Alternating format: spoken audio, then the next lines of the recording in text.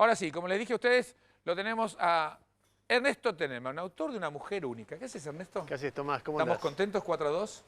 4, sí, estamos Para tranquilos. terminar no Bueno, está mal. terminó Estudiante con 31 puntos. Exactamente. Es una buena... Es una buena. ¿Vos sabés que le tengo fe para el año que viene? No sé si tanto, pero yo miro mucho la tabla del descenso porque vos ves los últimos... Mirá lo que empezamos a hablar, de los últimos torneos. Pinchás el pinche. Claro. Y veo los últimos 3 torneos y lo veo quinto, muy cerquita del primero. Es decir, lo veo con un nivel de constancia que San Lorenzo salió campeón hace de 2 torneos. Pero ahora está por abajo y entonces Estudiantes lo pasa si tomás los 3 torneos juntos. Y eso, así como me preocupaba hace un tiempito, que lo veía bajando por debajo de la mitad de tabla en tabla de descenso, ahora lo veo quinto, sexto y me... Vamos bien. Es como una base, ¿no? La base está. Un equipo joven, qué sé yo. Ernesto, muchas gracias por venir. Gracias. Trabajás todos los días y te venís tempranito. Contame, ¿por qué se te ocurrió escribir el libro? ¿Por qué se me ocurrió? En principio a mí se me ocurre, como a cualquiera, escribir libros porque vos tenés la pasión de contar. ¿Y novela? Que es el laburo de periodista. Y novela, qué sé yo, hay varias razones juntas. La primera razón es que donde yo más aprendí de política en mi vida, de leer, no de tanto de trabajar como periodista, era de haber leído ficción política más que ensayo. En general los ensayos, inclusive los mejores ensayos periodísticos, no me han dado tanto el olor de lo que es el poder como haber leído novelas. Y siempre tuve la sensación de que acá en la Argentina no se contaba el poder en forma novelada. Se contaba la historia, y hay muchas novelas históricas que son sensacionales. Correcto. Santa Evita es una novela magnífica, y muchas otras, qué sé yo, bueno, las de Eloy Martínez ni que hablar, pero Sarmiento, Echeverría, hay tanta historia contada, pero la novela política, cómo es el poder, y sobre todo el poder en democracia, no se contaba como en otros países. El país del cual escritores que yo más he aprendido es México. En México hay fantástico, narraciones de Carlos Fuentes, de Héctor Aguilar Camín, pero inclusive, qué sé yo, narraciones de Vargas Llosa sobre Trujillo, la fiesta del chivo, y vos olés el poder de un dictador, de lo que pasa alrededor de él, la alcahuetería, las tramoyas, la arbitrariedad, etc. Y me parecía eso por un lado, y entonces yo sentía que todo eso que yo aprendí, que en algún momento tenía que poder contar lo que yo contaba cotidianamente como periodista, puesto en una novela, donde hubiera amor, donde hubiera sexo, donde hubiera intrigas, donde hubiera personajes queribles, personajes odiables, etc. Lo segundo que me pasó es que, y en ese sentido yo siempre sentí que las armas tradicionales, nuestras herramientas como periodistas, son limitadas. Tienen los límites de algún tipo de reverencia, no toda hacia la realidad. Tampoco los periodistas cuentan, ya lo que seleccionan ya es una edición. Ya es sesgado, correcto. Con lo cual... Entonces yo sentía también eso, siempre lo sentí, siempre hay algo que nosotros no contamos, cómo transpiran, cómo sudan. El otro día yo fui invitado a la Unión Industrial a coordinar un panel. Entonces me quedé, hace rato yo no hago cobertura crónica del lugar y me quedé a ver cómo era la llegada de Cristina. Entonces vos en la llegada de Cristina solamente en eso ves algo que si no estás ahí no lo ves. Porque vos ves el discurso, entonces ves, por ejemplo, ella aterriza en un helicóptero, vos no ves eso, pero llega a la puerta del hotel en una van. Ella se sienta en el lugar de acompañante del chofer de la van, la comitiva va detrás, y en el momento que ella baja, hay alguien de la comitiva o del ceremonial que le está abriendo la puerta. Que le abre la puerta y le da las 2 manos para que ella se apoye y puede bajar. Bueno, ese gesto es un gesto que describe en una crónica mucho. Después vos ves la mirada huidiza de Randazzo mirando para atrás donde ponerse, ves a Scioli como desangelado y todo el mundo como en una danza alrededor de ella, que va segura. Bueno, que periodísticamente no es relevante, pero novelísticamente Pero toda mi vida, desde que yo escribía en páginas, yo escribía esas cosas. Yo escribía la nota A, que era, anunció Cristina que no se va a pagar impuestos a las ganancias sobre el medio aguinaldo de diciembre. Y la nota B es esto que te estoy contando. Esa nota B llevada a un libro es una novela.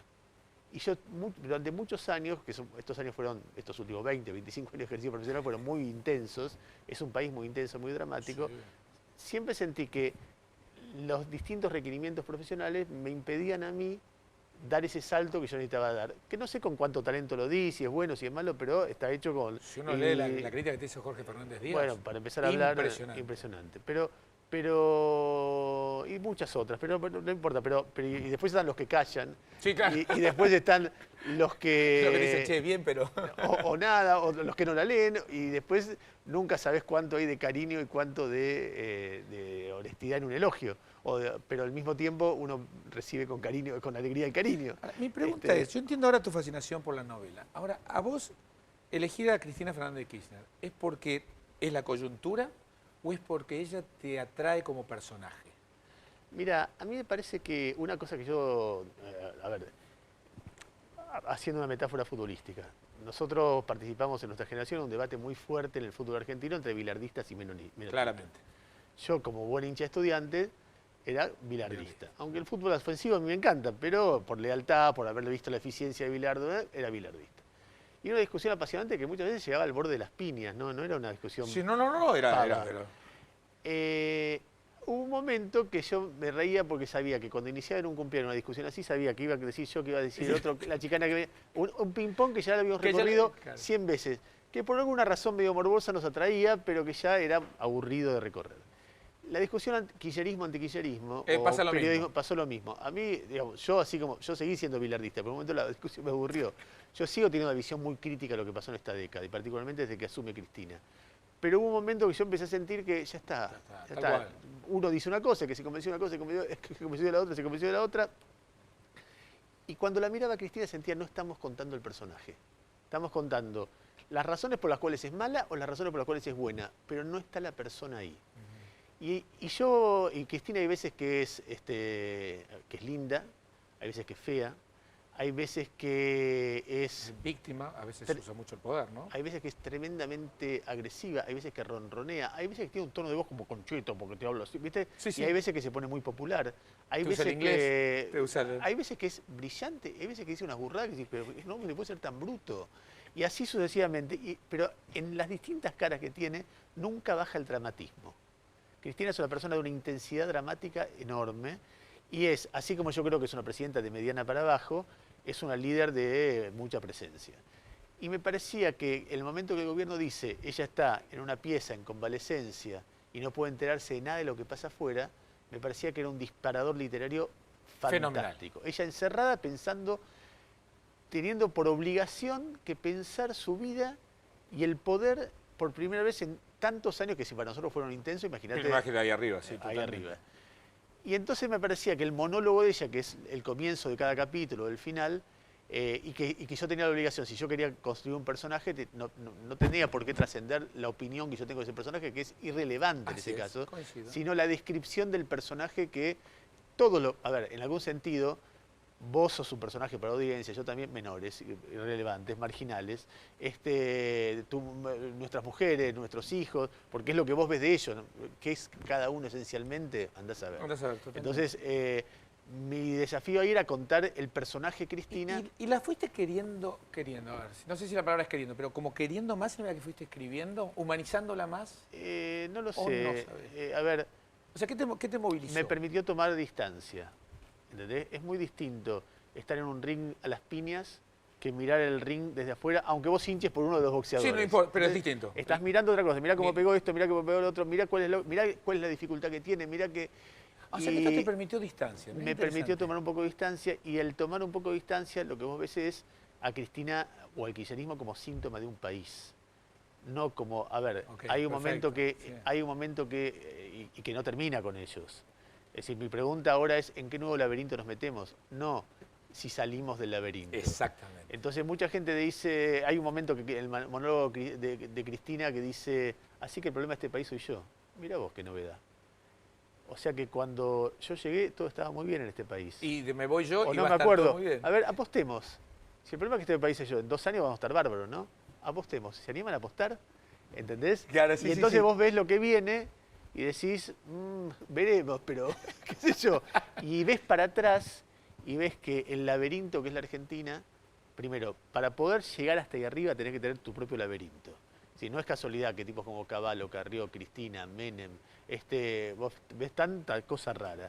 Después, vos ves desde 1928 hasta acá, con la única excepción de Agustín P. Justo, todos los presidentes terminaron o antes de tiempo, o muertos en el intento, o presos. Todos, mirá para atrás. Menem terminó preso, De la Rúa terminó antes de tiempo, Duhalde terminó antes de tiempo, Alfonsín terminó antes de tiempo. Perón terminó antes de tiempo. Perón terminó, y se murió. No, Perón murió, Isabel terminó antes de tiempo. Todos los militares fueron desplazados por otra medida y terminaron presos. Y así vas Ilia antes de tiempo, Frondizi antes de tiempo, Perón antes de tiempo, Ramírez, Uriburu, todo. 1928 estamos hablando. Entonces, evidentemente, hay un país, y no importa si sos de izquierda, de derecha, Derecha, civil, militar, peronista, antiperonista. Sí, es una forma de ser. cosa permanente de... y me imagino el triunfo de ser presidente, que es un gran triunfo en la carrera de un político, va indefectiblemente seguido por la tremenda derrota de ser expresidente tarde o temprano, que es lo que está empezando a vivir Cristina. Y eso le da al ejercicio del poder, como me bajo de acá arriba, porque todos los que se bajaron de acá terminaron mal, le da al ejercicio del poder un nivel de dramatismo que en otros países no tiene. Y eso, contado en una novela, da para muchas novelas en realidad. Absolutamente. ¿Entendés? Ahora, y a mí me da la impresión de que el laburo nuestro de permanentemente, como corresponde a un periodista, analizar la coyuntura, te impide ver esa visión más general, y esa visión más general se expresa en textos académicos que no tienen llegada porque en general el académico tiene un rol de comunicar en ámbitos más reducidos. Sí, aparte usa textos que también son, digamos, a veces que no se entienden, palabras que no se entienden. Y sí. El silogismo de la paradoja. Exactamente, el silogismo de la paradoja. El polisílabo, ¿cómo se llama? El abuso del polisílabo. Una cosa, después que la terminaste de escribir, que empezaste comentarios y qué sé yo, ¿vos sentís que te faltó algo en el libro o estás conforme con lo que terminaste haciendo? Yo, las dos cosas. Digamos, estoy conforme porque fue una patriada, porque era jugarse a una cosa distinta, porque es abrir un camino, después de muchos años de ser periodista, animarse a ser escritor y a jugar de nuevo. Y entonces, y porque yo me daba por hecho si no era un papelón, y pasaron dos meses y pico. Y sigue y vendiéndose bárbaro. Claro, yo voy por las librerías y lo veo en primera fila y expuesto, y yo hasta le guiño el ojo. Claro. Que, la verdad que es el tercer libro con el que yo logro de un bestseller o algo parecido a un bestseller. Pero este es el que más quiero porque es el más... Y no estoy conforme porque es un libro escrito en un año por un periodista que madrugó todo ese año, muy temprano. Entonces un libro de alguien que yo estoy seguro que si lo hubiera escrito descansado y con un poco más de tiempo, estaría mucho mejor. Ahora, dado el resultado, me abre un camino que ojalá yo tenga la valentía de explorar en las próximas décadas y poder publicar 3 o 4 novelas más que cuenten al país de manera novelada y que creo que es un género que los periodistas y los escritores deberíamos empezar a explorar, ¿no? Ernesto, muchísimas gracias por estar con nosotros. Muchas gracias, Tomás, por la invitación. No, por favor, un placer realmente. Dale. Señores, ahí tienen, vayan, cómprenlo, realmente vale la pena porque es esto, es donde desde la novela en realidad se describe un país y se percibe cómo funciona el poder en Argentina. Vamos a una pequeña tanda, enseguida volvemos, ya sabemos dónde querés invertir. Podés comprarte una lanchita, después te lo cuento, vos quedate.